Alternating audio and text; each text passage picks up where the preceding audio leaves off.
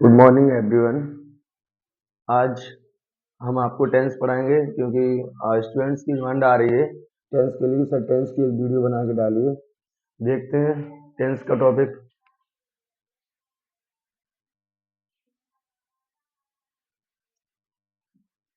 Tense tense means होता है काल या समय। तो सबसे पहली चीज ये है, हम ये जानें टेंस होता क्या है। टेंस हम पढ़ तो रहे हैं लेकिन ये चीज भी जानना जरूरी है कि टेंस होता क्या है। तो बिल्कुल हिंदी में ही बता रहे हैं।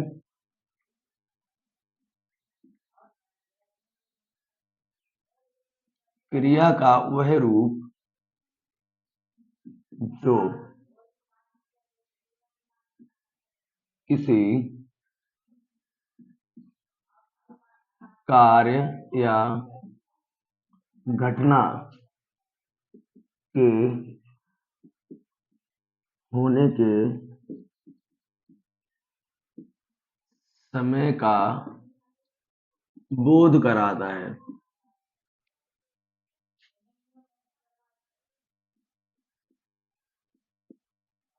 टेंस कहलाता है।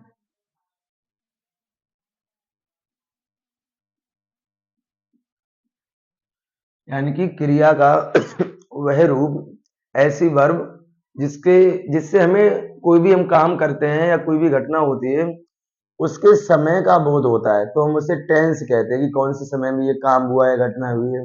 प्रेजेंट टेंस में हुई है, जो समय चल रहा है, या फिर जो समय निकल गया उसमें हुई है, या फिर जो समय आने वाला है उसमें ये वाला जो काम हुआ है, तो उसे हम क्या कहते हैं, टेंस कहते हैं। अंग्रेजी में हमारे जो टेंस है वो 3 प्रकार के होते हैं। There are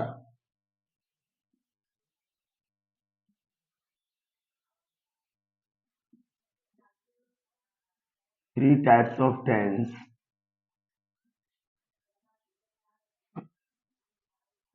number 1 present tense, second past tense, और नंबर 3 फ्यूचर टेंस। ये हमारे 3 टेंस होते हैं। हिंदी में भी लिख दे रहा हूं इनमें। वर्तमान काल,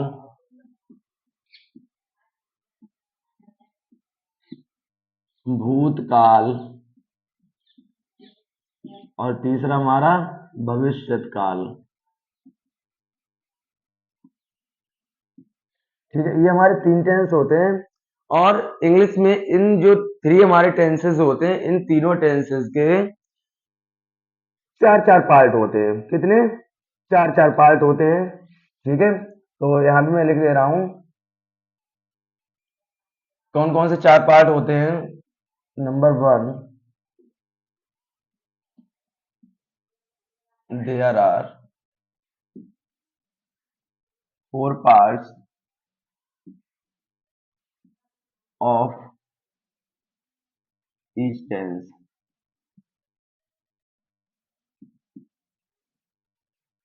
नंबर 1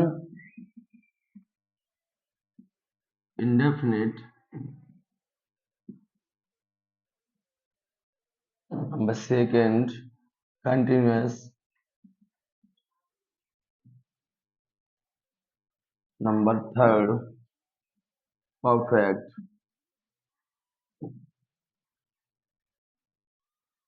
और नंबर 4 परफेक्ट कंटिन्यूअस टेंस। तो ये जो हमारे 3 टेंस होते हैं, इन 3 टेंसेस के 4 पार्ट्स होते हैं। और अगर इस टेंस के साथ ये चारों मिल जाते हैं तो present indefinite, present continuous, present perfect continuous, past indefinite, past continuous, past perfect continuous, future indefinite, future continuous, future perfect और फ्यूचर परफेक्ट कंटिन्यूअस टेंस। तो इस तरह से जब हमारे तीनों टेंस के 4-4 भाग हो जाएंगे तो फिर कुल मिला के हमारे 12 पार्ट्स बन जाएंगे जाके। तो सबसे पहला जो आपका आएगा प्रेजेंट इंडेफिनिट आएगा। तो आज हम आपको प्रेजेंट इंडेफिनिट टेंस पढ़ाएंगे।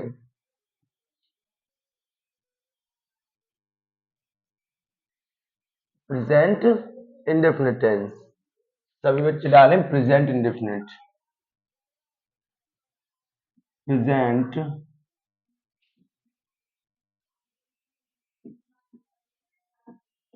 Indefinite tense. प्रेजेंट इंडेफिनिट को हिंदी में बोलेंगे अनिश्चित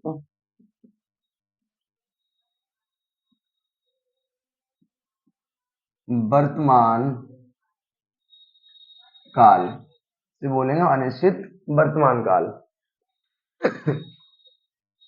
तो अब हम इसकी पहचान की तरफ चलते हैं, हम कैसे पहचाने। तो इससे हम इंग्लिश में लिखेंगे RHS। RHS का मतलब होता है recognition of Hindi sentences, Hindi वाक्यों की पहचान। जो आप लोग लिखते हैं ना पहचान, उसे मैंने थोड़ा इंग्लिश में कन्वर्ट करके RHS लिख दिया है। तो सबसे पहले हम जो टेंस है कैसे पहचाने, या जो सेंटेंस लिखा हुआ है उसमें टेंस हम पहचानेंगे, तभी तो हम आगे जाके सेंटेंस को ट्रांसलेट कर पाएंगे इंग्लिश में, ऐसे तो कर नहीं लेंगे। तो उसके लिए पहचान होती है।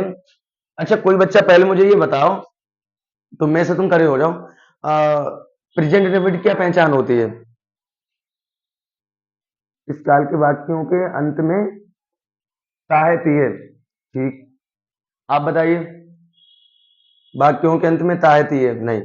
अच्छा चलो वाक्यों के अंत में ताहती है, तो फिर तो एक ये सेंटेंस भी लिखा है, यह एक तोता है, इसमें भी तो ताहे आ गया, इसमें भी आ गया, वाक्यों के अंत में ही तो आपने बताया। अच्छा तो अब गलत हो गया, गलत आपने बताया उसी के अकॉर्डिंग तो मान लेगा नहीं। चलो मैं बताता हूं, जो आप बता रहे हैं ना वाक्यों के अंत में, नहीं वाक्यों की क्रियाओं के अंत में, ठीक है। आज से कोई नहीं कहेगा कि वाक्यों के अंत में तायतीय आता है, सभी बच्चे कहेंगे वाक्यों की क्रियाओं के अंत में तायतीय आता है। तो इस काल के वाक्यों की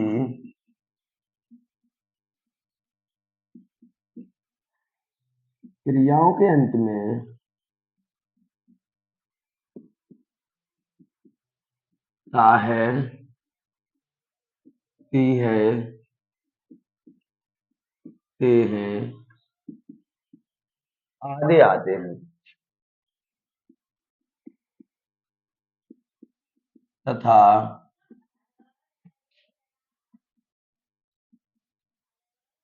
वर्तमान काल में कार्य का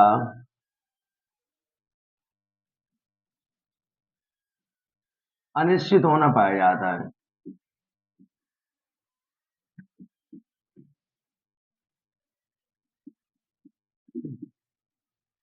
क्या है, इस काल के वाक्यों की क्रियाओं के अंत में ताहे तिये ते हैं आता है, और वर्तमान काल में कार्य का अनिश्चित होना पाया जाता है, मतलब काम करेगा तो, लेकिन ये नहीं पता है कि निश्चित करेगा। जैसे मैं स्कूल जाता हूँ, ये पता है मैं जाता हूँ स्कूल, लेकिन ये नहीं पता है कि मतलब डेली जाता हूँ, इतना पता है रेगुलर है मतलब स्कूल उसका नाम पड़ेगा, यहाँ स्कूल नाम लिखा है तो स्कूल जाता है, लेकिन ये नहीं पता डेली ही स्कूल जाता है ना। तो सबसे पहले हम इसमें पढ़ेंगे एफर्मेटिव सेंटेंस।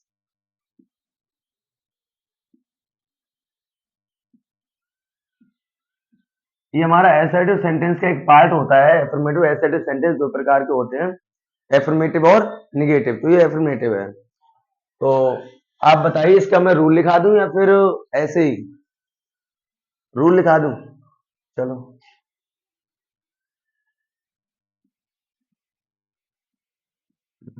एक वचन करता है, बोलते हैं इंग्लिश में सिंगुलर सब्जेक्ट।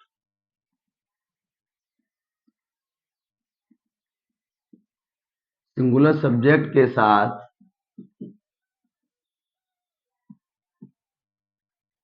मुख्य क्रिया, इसे बोलते हैं इंग्लिश में मेन वर्ब,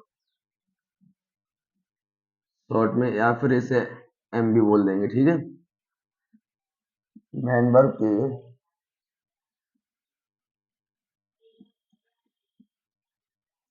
फर्स्ट फॉर्म में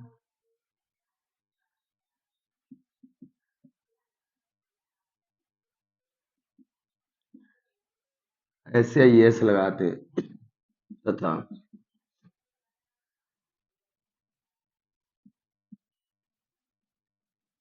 बहुवचन करता यानी प्लूरल सब्जेक्ट के साथ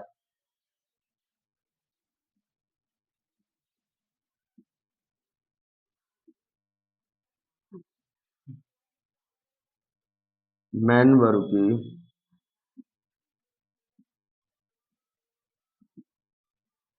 फर्स्ट फॉर्म लगाते। ठीक है। अब कोई बच्चा ये सवाल भी पूछ सकता है कि हम एक वचन कर्ता के साथ ही क्यों लगाते हैं? मैन वर्ब की फर्स्ट फॉर्म में ऐसे यस एक वचन कर्ता के साथ ही क्यों लगाते हैं, बहुवचन के साथ क्यों नहीं लगाते हैं? वो चीज मैं बताऊंगा आपको। और मैं एक तरह से एक चीज ये और लिख दे रहा हूं शॉर्ट में, आगे जाके रूल नहीं लिखाऊंगा फिर मैं। सिंगुलर सब्जेक्ट के साथ मैन वर्ब की first form plus S E S और प्लूरल सब्जेक्ट के साथ केवल हम मैन वर्ब की फर्स्ट फॉर्म ही लगाएंगे। ठीक है, इसका स्ट्रक्चर लिख लीजिए।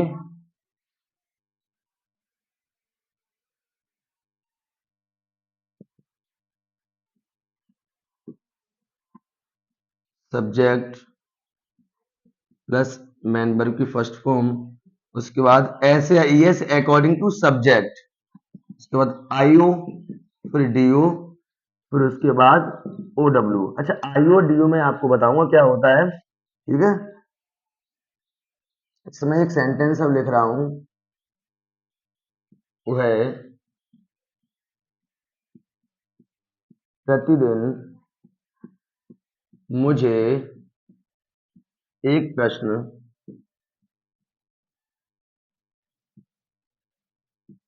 पूछता है। ठीक है, ये सेंटेंस में लिखा हुआ है प्रतिदिन मुझे एक प्रश्न पूछता है। अब आप लोग ये कहेंगे सर सब्जेक्ट कैसे हम फाइंड आउट करें? तो आप वर्ब से पहले, क्रिया से पहले कौन लगाइए, सब्जेक्ट अपने आप मिल जाएगा। ये सेंटेंस लगा वह प्रतिदिन मुझे एक प्रश्न पूछता है। कौन पूछता है? वह पूछता है। तो सब्जेक्ट हमारा क्या मिल गया? वह हमें मिल गया। उसके बाद हमें मेन वर्ब यानी जो भी काम दिया है, इसमें काम क्या है, इसमें पूछने का, तो हम क्या लगाएंगे पूछने की? आस्क। अच्छा, आस्क लगी। उसके बाद हमें ये देखना है इसमें एस या ई एस लगाना है। First of all we have to see our subject. हमें पहले हमारा सब्जेक्ट देखना है, सब्जेक्ट कैसा है, सिंगुलर है या फिर प्लूरल। उसके बाद ही तो हम डिसाइड करेंगे कि मेन वर्ब में हमें एस लगानी है या ई एस लगानी है। तो सब्जेक्ट हमारा जो वह सिंगुलर सब्जेक्ट है, तो हम इसमें क्या लगाएंगे? एस लगाएंगे, क्योंकि ई एस हम उसमें लगाएंगे जिन शब्दों के लास्ट में या जिन वर्ब्स के लास्ट में O X C H double S या एस एच आ जाएगा, उनमें हम क्या लगाएंगे? ई एस लगाएंगे। जिन क्रियाओं के लास्ट में इस तरह कोई भी अक्षर आ जाए उनमें हम ई एस का प्रयोग करेंगे, लेकिन लगाएंगे सिंगुलर सब्जेक्ट के साथ ही। तो ही आस्क। उसके बाद हमारा एस ई एस भी लग गया। इसमें आईओ की बात आती है। आईओ और डीओ जो ऑब्जेक्ट होते हैं हमारे दो प्रकार के होते हैं। ऑब्जेक्ट होते हैं दो प्रकार के होते हैं, एक होता है हमारा इनडायरेक्ट ऑब्जेक्ट, एक होता है इनडायरेक्ट ऑब्जेक्ट और दूसरा होता है डायरेक्ट ऑब्जेक्ट। अब इनडायरेक्ट से हमने आई कर दिया और ऑब्जेक्ट से हो, डायरेक्ट से हमने डी कर दिया ऑब्जेक्ट से हो, तो आईयूडीओ बन गया। इनडायरेक्ट जो होता है वो हम लिविंग थिंग्स के लिए यूज करते हैं, सजीव वस्तुओं के लिए, और डायरेक्ट ऑब्जेक्ट जो होता है वो हम नॉन लिविंग थिंग्स के लिए यूज करते हैं, मतलब निर्जीव वस्तुओं के लिए यूज करते हैं उसे। जैसे वह प्रतिदिन मुझे एक प्रश्न, अब इसमें ये दोनों ऑब्जेक्ट ही हैं, मुझे भी ऑब्जेक्ट और एक प्रश्न भी इसमें ऑब्जेक्ट है। तो मुझे तो कोई इंसान होगा, तो ये हमारा इनडायरेक्ट ऑब्जेक्ट, तो हम इससे पहले लगाएंगे ही आस्क्ड मी। उसके बाद डीओ हमारा क्या रह गया? एक प्रश्न। He asked me a question प्रतिदिन, एवरीडे। अगर इसी सेंटेंस को हम दूसरे तरीके से बनाना चाहें, अगर हम चाहें इसे दूसरे तरीके से बनाएं कि हम आईओ लास्ट में लगाएंगे और डीओ पहले लगाएंगे, तो हमें क्या करना होगा, he asked a question to me every day, यानी कि अगर हम आयु बाद में लगाएंगे तो फिर हमें टू से जोड़ना पड़ेगा। ठीक है, आगे थोड़ा एक एग्जांपल हम आपको बताते हैं।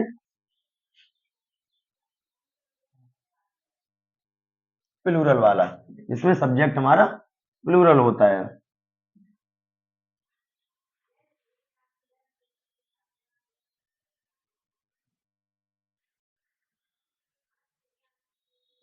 देखिए, जैसे तुम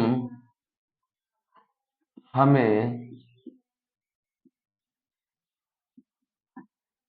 एक कहानी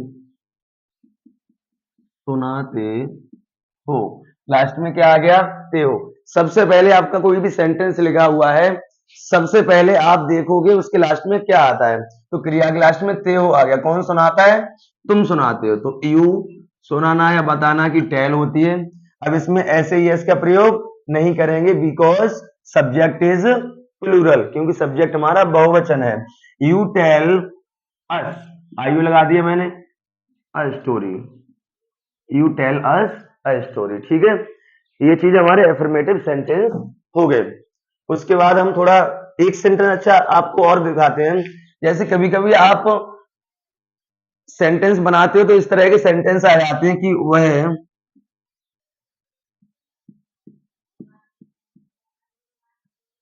अंग्रेजी पढ़ना जानता है, वह अंग्रेजी पढ़ना जानता है। अगर इस तरह का आपको कोई भी सेंटेंस आता है कि जानता है, ये करना जानता है, वो करना जानता है, वह पढ़ना जानता है, वह तैरना जानता है, वह खेलना जानता है, तो हम इसमें सीधा हाउ टू का यूज कर देते हैं। ठीक है, जैसे वह अंग्रेजी पढ़ना जानता है, knows he knows how to read English. अगर इस तरह का आपको कोई सेंटेंस आता है तो उसमें तुरंत बिना सोचे आप हाउ टू का यूज कर दिए, कभी भी इसमें गलती नहीं होगी। ठीक है, he knows how to read English, वह अंग्रेजी पढ़ना जानता है। ठीक है, after that we are going to study about negative sentences in present indefinite tense. अब देखिए हम नेगेटिव सेंटेंस पढ़ेंगे।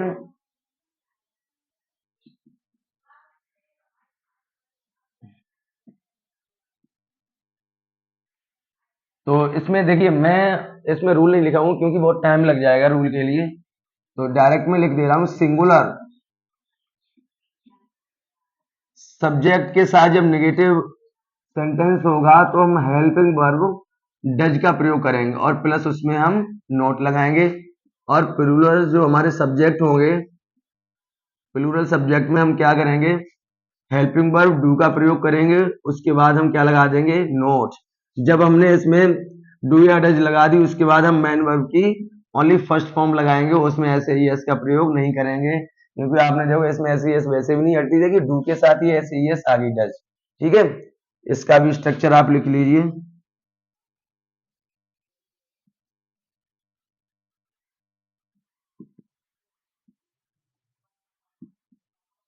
सब्जेक्ट प्लस डू या does plus not plus M B first plus I O plus D O plus O W other words. जैसे मैं sentence लिख रहा हूं, मेरा प्रिय भाई रोजाना तुम्हें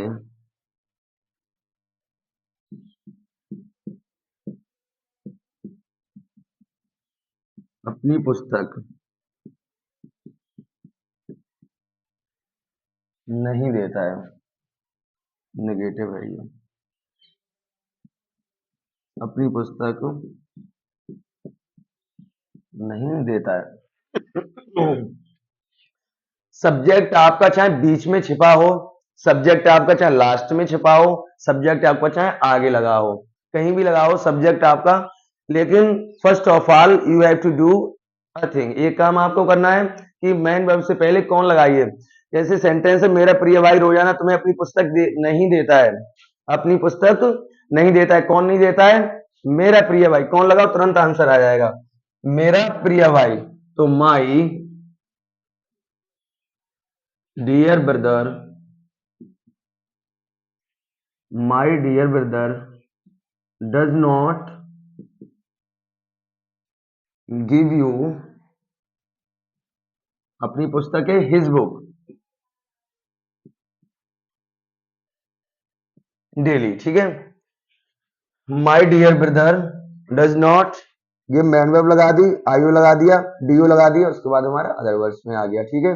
अच्छा, एक इसमें जो मोस्ट इंपोर्टेंट रूल होता है नेवर वाला, तो वो रूल मैं आपको लिखाऊंगा, वो बहुत इंपोर्टेंट रूल्स भी होते हैं उसमें, और कंफ्यूजन भी मोस्टली बच्चों को हो जाता है, और बच्चे बेचारे गलत सेंटेंस बना देते हैं, ठीक है। चलिए वो रूल लिखते हैं हम। नेगेटिव का ही है, जब वाक्य में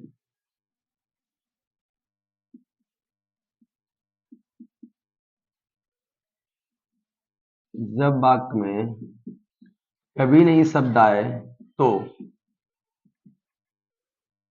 उसकी अंग्रेजी नेवर लगाते हैं। जब कभी नहीं शब्द आए तो कभी नहीं की अंग्रेजी क्या लगाएंगे? नेवर। कभी नहीं की अंग्रेजी नेवर लगाते हैं, तथा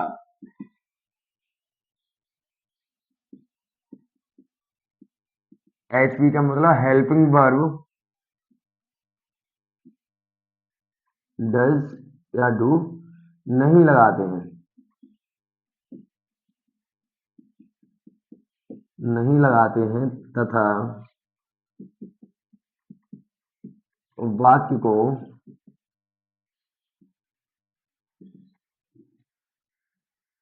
एफर्मेटिव की तरह बनाते हैं, ठीक है। जब इसमें डूडा ही नहीं लगाएंगे तो जाहिर सी बात है कि हमें ऐसे एस का प्रयोग करना पड़ेगा इसमें। जैसे इसका भी में स्ट्रक्चर, स्ट्रक्चर आप लोग याद रखिएगा जरूर, क्योंकि ये बहुत हेल्पफुल होते हैं सेंटेंस बनाने के लिए। Subject plus never plus MB first form एसआईएस plus IO DO plus OW. जैसे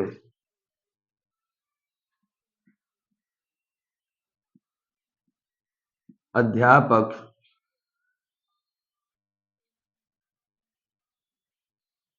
मुझे अंग्रेजी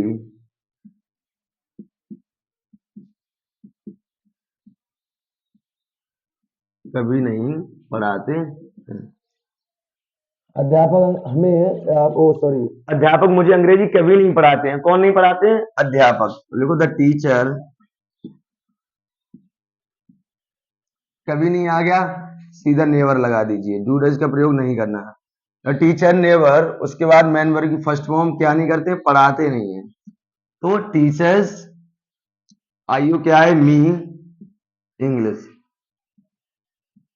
the teacher never teachers me English, अध्यापक मुझे अंग्रेजी कभी नहीं पढ़ाते हैं। एक चीज आप देख लीजिए कि किसी भी सब्जेक्ट के नाम से पहले हम दा का प्रयोग नहीं करते। मोस्टली बच्चे ये करते हैं कि सब्जेक्ट का नाम लिखा है, लिख दिया the English, the Hindi, the physics. ये चीज नहीं लिखनी चाहिए, क्योंकि सब्जेक्ट के नाम से पहले आर्टिकल द का यूज नहीं करते हैं, ठीक है। और ये चीज में जब आपको 12th का आर्टिकल टॉपिक पढ़ाऊंगा तब मैं बता दूंगा, ठीक है।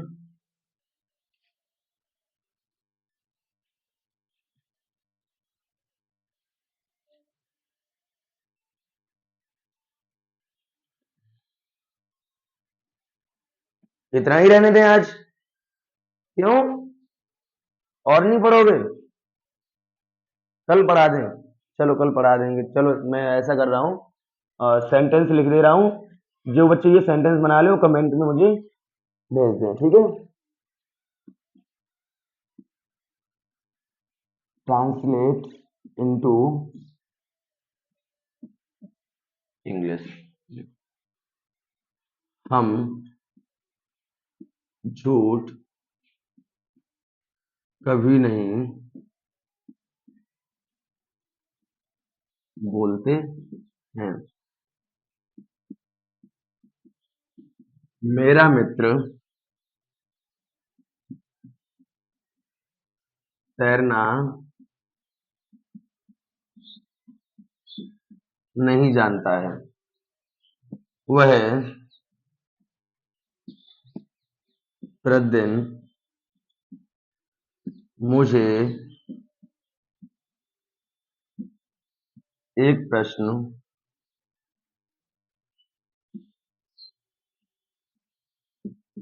पूछती है। मैं उसे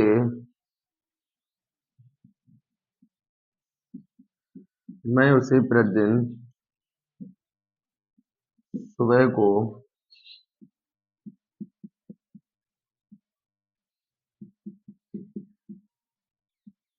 यहाँ बुलाता हूँ।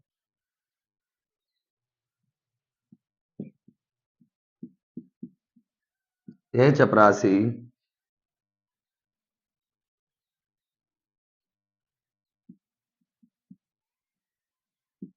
प्रतिदिन घंटी बजाता। ठीक है, ये 5 सेंटेंस जो हैं जब आप लोग बना लें तो इन सेंटेंसेस को कमेंट में आप लोग भेज दीजिए। एक स्पेशल सेंटेंस मैं आपके लिए लिखता हूं। वह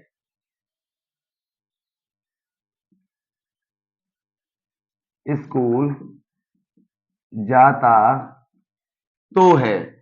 ये सेंटेंस जो आप इसका रूल पता कीजिए और इस सेंटेंस को बना के लाइए। और अगर नहीं आता है तो मैं आपको अगली वीडियो में इस सेंटेंस को बता दूंगा, लेकिन कोशिश करना ये चीज डिस्कस करना और बना के देखना ये सेंटेंस। फिलहाल ये वाले सेंटेंस आप लोग बनाना और ठीक है कमेंट बॉक्स में भेज दीजिएगा। Okay, thanks.